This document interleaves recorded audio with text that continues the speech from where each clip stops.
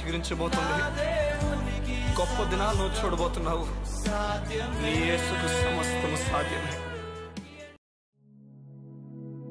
Good morning దేవుని ప్రియ కుమారుడా, good morning దేవుని ప్రియ కుమార్తె, special good morning to you.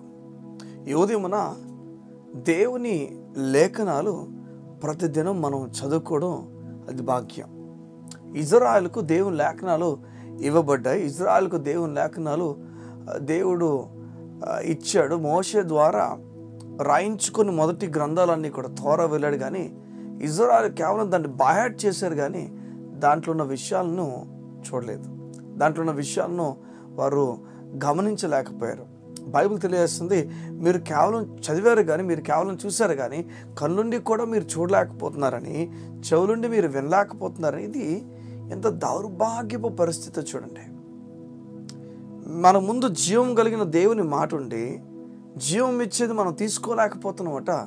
కారణము, వాక్యము చదువుతున్నప్పుడు కేవలం చదవాలని కాకుండా మనసుతో దాన్ని చదవడానికి ఇష్టపడాలి. అయితే ఎలా చదవాలి? ఎలా చదవాలంటే, మనం ప్రతిసారి ఈ ఉదయమున మీరు వాక్యం తీసి చదవబోతుండగా ఎలా చదవాలి దీన్ని? మీ హృదయం నిండా దేవుని మాట మీరు చదువుతున్న ఆలోచన మొదటిది, నాతో మాట్లాడయ్యా, నన్ను దర్శించయ్యా అని. రెండోది, మీరు ఆయనతో మాట్లాడుతూ లేకపోతే ఆయన్ని చదువుతున్న విషయము మీ హృదయాంతరంగంలోకి వెళ్ళిపోవాలి. కేవలము ఒక చాప్టర్ ఫినిష్ చేసి వెళ్ళిపోవాలన్న తపన కాకుండా కూర్చొని కాసేపు ఆయన గురించి చదవాలన్న ఆలోచన మీ హృదయం కలిగితే దేవుడు మీతో మాట్లాడడం ప్రారంభిస్తాడు. అప్పుడు మీరు కళ్ళుండి చూస్తారు, చెవులుండి వింటారు. మీకు అర్థం కాని సత్యాలు మీకు అర్థమైనట్లుగా దేవుడు చేస్తాడు. ఈ ఉదయం దేవుడు మీతో మాట్లాడుతున్నాడు. జాగ్రత్త వినండి. దేవుని మాట విత్తనాలు విత్తే స్టోరీ గురించి యేసుప్రభు చెప్పినప్పుడు 4 విత్తనాల గురించి చెప్పబడుతుంది. ఆ 4 కూడా ఒక విత్తనం త్రోవ పక్క పడిందని, అవి పక్షులు వచ్చి ఎత్తుకుని వెళ్ళిపోయాయని. చూసారా? ఇవి ఎవరైతే సాధారణంగా వచ్చి చదువుకొని వెళ్ళిపోతారో వారి గురించి మాట్లాడుతున్న మాటలు.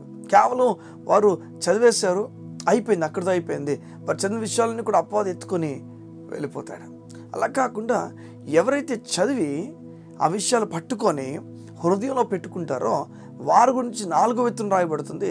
వారు ఫలిస్తారట 30 అంతలుగా, 60 అంతలుగా, ఇంకా 100 అంతలుగా. చూడండి, దేవుని లేఖనాలు మనకేం చెప్తున్నాయంటే, దేవుని మాటను మనం చదువుతున్నప్పుడు, అది వింటున్నప్పుడు అది మన హృదయంలోకి తీసుకోవాలి. మన హృదయంలోకి దాన్ని పట్టుకోవడానికి ఇష్టపడాలి. జక్కయ్యకి చాలామంది చెప్పారు, యేసు ప్రభు ఈ మార్గంలో వస్తున్నాడని. ఒకవేళ తన హృదయంలో తీసుకుని ఉంటే తను ఎలా స్పందిస్తాడు అన్నది మన స్టోరీలో మనం గమనిస్తాం, కథలు గమనిస్తాం, ఆ విషయాల్లో జరిగిన ఆ సన్నివేశంలో మనం గమనిస్తాం.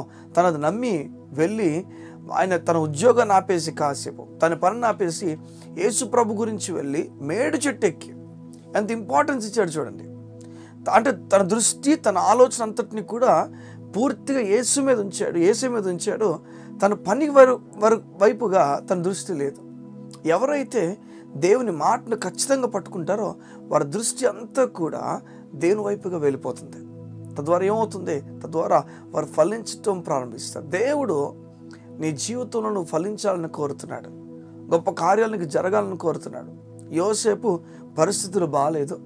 యోసేపు తన జీవితంలో ఎన్నో లోయల గుండా, ఎన్నో పరిస్థితి గుండా వెళ్ళిన సమయంలో ఒక స్త్రీ వచ్చి ఈ విధంగా అంటుంది, రా, చేయకూడని పని, అవాచకమైన పని మనం చేద్దాం రా అని చెప్పి పిలిస్తే దేవుడు చూస్తున్నాడని చెప్పి ఒక మాట అంటాడు. దేవుని మాటను చాలా లోతుగా తీసుకున్న ఒక వ్యక్తి, దేవుని మాట తీసుకున్న ఒక వ్యక్తి స్పందించే రీతి వేరే అయిపోతుంది. ఈ వ్యక్తి 100% ఫలిస్తాడు. దేవుడు ఫలించే వ్యక్తిగా మిమ్మల్ని చేయాలని కోరుతున్నాడు. దాని కొరకు మిమ్మల్ని ఏం అడుగుతున్నాడంటే, వాక్యమును బలంగా పట్టుకో, వాక్యమును హృదయంతరంగంలో తీసుకో. వాక్యమును తీసుకున్నప్పుడు వాక్యము నీ జీవితాన్ని కంట్రోల్ చేయడం ప్రారంభిస్తుంది. వాక్యమును నువ్వు చూసి, వాక్యము విని దాన్ని గ్రహిస్తే చాలు, జీవితాన్ని దేవుడు మార్చేస్తాడు. ఈరోజు దేవుడు కోరుతున్నాడు, నువ్వు గ్రహిస్తున్నావా? నీ మనసులోకి తీసుకుంటున్నావా? తీసుకుంటే గొప్ప కార్యాలు నువ్వు చూడబోతున్నావు. గొప్ప కార్యాలు నువ్వు, నీ కుటుంబం కూడా చూడబోతున్నావు. ఈ మధ్యకాలంలో ఇంటి విషయంలో నీ హృదయంలో వేదన ఉందేమో, బాధ ఉందేమో, లేకపోతే నీ కుటుంబం అనేసిన మాటలు బట్టి నీకు బాధ ఉందేమో, అన్నదమ్ములు అనేసిన మాట బట్టి, అక్క చెల్లెలు అనేసిన మాట బట్టి నీ చుట్టూ పక్కన వారందరూ కూడా ఇష్టాసరం ప్రవర్తిస్తున్న విషయాలు బట్టే నీకు ఏది ఆస్తి ఏది రాదని, నీకు ఏది ఇవ్వరని చెప్పి వారన్న మాటలు నీ హృదయ అంతరంగాలకు వెళ్ళిపోయి గాయాన్ని కలుగు చేసిందేమో. దేవుడు చెప్తున్నాడు, నా మాట పట్టుకో, హృదయంలో నమ్ము, దాన్ని చూడు, దాన్ని విను, గట్టిగా పట్టుకో, నీవు ఫలించడం ప్రారంభిస్తావు. ఈ లోకము ఇచ్చే విషయాల్లో మనకు ఎంత సంతోషం ఉంటుందో మాకు తెలియదు, కానీ మన తండ్రి నుంచి వచ్చే విషయాలు ఎంత సంతోషంగా ఉంటే మనకు తెలియదు, కానీ అంతకన్నా అధికమైన సంతోషం దేవుడు మనకి ఇస్తాడు ఆయన మీద ఆధారపడినప్పుడు. ఇది నిజం. దేవుని మీద ఆధారపడడానికి ఇష్టపడండి, దేవుడు ఘనమైన కార్యాలు చేస్తాడు. ఈరోజు నీ స్థితిగతుల్లో సతమతం అయిపోతుంటే దేవుడు నేను పిలుస్తున్నాడు, ధైర్యంలోకి నెమ్మదిలోకి పిలుస్తున్నాడు. అలసిపోయిన నీ జీవితాన్ని అధైర్యపడిపోతున్న నీ జీవితాన్ని నెమ్మదిలోకి దేవుడు పిలుస్తున్నాడు. విశ్రాంతి నీకు యేసు నామములో కలుగునుగాక నీ దేవుడు ప్రకటిస్తున్నాడు. ఆ బలమైన విశ్రాంతి నీ కుటుంబంలో నీవు పొందుకోవాలని, నీ కుటుంబానికి నువ్వు దాన్ని కొనసాగింపుగా తీసుకెళ్ళాలని దేవుడు కోరుతున్నాడు. ఈరోజు మీ గురించి నేను ప్రార్థన చేయడానికి ఇష్టపడుతున్నాను. కళ్ళు మూసుకున్నట్లయితే మీ గురించి ప్రార్థన చేస్తాను. మా ప్రియ పరలోకపు తండ్రి, నీకు వందనాలు. నువ్వు ఘనమైన కార్యాలు నీ బిడ్డల కొరకు దాచి ఉంచావు. నీ బిడ్డలు ఏ విషయంలో కూడా భయపడిపోవాల్సిన అవసరం లేదని, నీ వాక్యము విని పట్టుకుంటే చాలు నువ్వు ఫలింపజేస్తావని నీ మాట ప్రకారంగా నీ వాక్యమును ఎక్కువగా ధ్యానించి చదువుకునే వ్యక్తులుగా నీ బిడ్డలను చేయి. కొన్ని మార్లు వరకు వారికి అర్థం కానప్పుడు, నాకు అర్థం కావట్లేదు, నేనేం చదువుతాను ఇంకా అని చెప్పి అనుకున్న సమయం లేదు, ఇంకా కొనసాగింపు వారిని ఆశ్చర్యానికి గురి చేస్తుందని వారికి చదువుకొని వెళ్తుండగా దేవుడు వారితో మాట్లాడుతున్న ధైర్యమును వారికి ఏమని అడుగుతున్నాను. నీకు స్తోత్రం. నీ కృప, నీ నెమ్మది, నీ సమాధానం వారికి వారి కుటుంబాలకు కలిగినట్లుగా నీ సహాయం దయచాను. నీ నెమ్మదితో వారిని ఇప్పుడే నింపుతూ యేసు నామమున నూతన బలము నీ బిడ్డలకు కలుగునుగాక. ఆమేన్, ఆమేన్, ఆమేన్.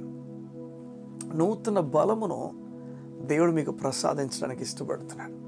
నూతన ధైర్యంతో దేవుడు నిన్ను నడిపించడానికి ఇష్టపడుతున్నాడు. దేవుడు మిమ్మల్ని, మీ కుటుంబాన్ని దీవించునుగాక. God bless you. See you tomorrow.